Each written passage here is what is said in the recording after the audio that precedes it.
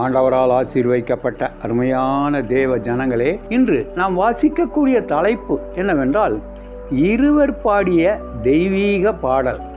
ஒருவன் என்னிலும் நான் அவனிலும் நிலைத்திருந்தால் அவன் மிகுந்த கனிகளை கொடுப்பான். யோவான் 15வது அதிகாரம் 5வது வசனம்.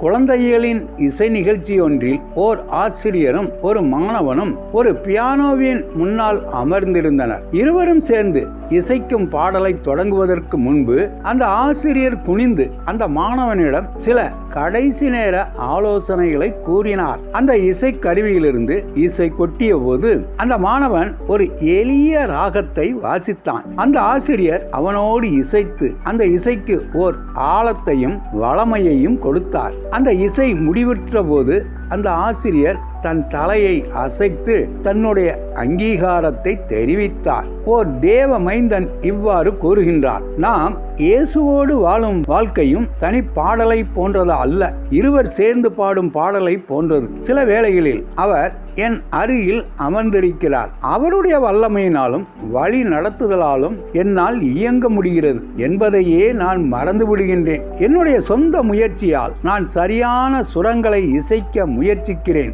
என்னுடைய சொந்த பலனால் நான் தேவனுக்கு கீழ்ப்படிய முயற்சிக்கிறேன். ஆனால் அது பலனற்றதாகவும் போலியாகவும் தான் முடிகின்றது. என்னுடைய கொஞ்ச பலனை கொண்டு நான் பிரச்சனைகளை தீர்க்க விரும்புகின்றேன். ஆனால் அது எனக்கும் பிறருக்கும் இடையே முரண்பாட்டை தான் கொண்டு வருகின்றது. என்னுடைய ஆசிரியர் என் அருகிலேயே இருந்தால் காரியங்கள் வேறு விதமாக இருக்கின்றது.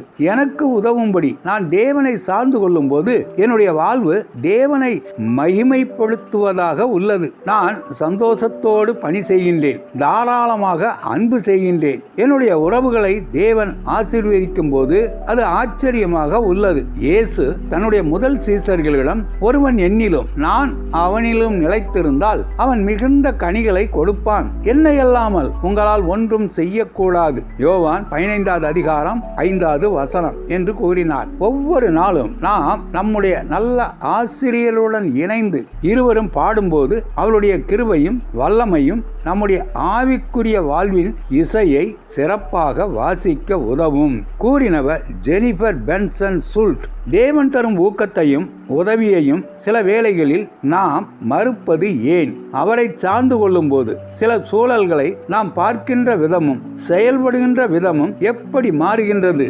ஆண்டவர் தாமே நம் அனைவரையும் ஆசீர்வதிப்பாராக. ஆமேன்.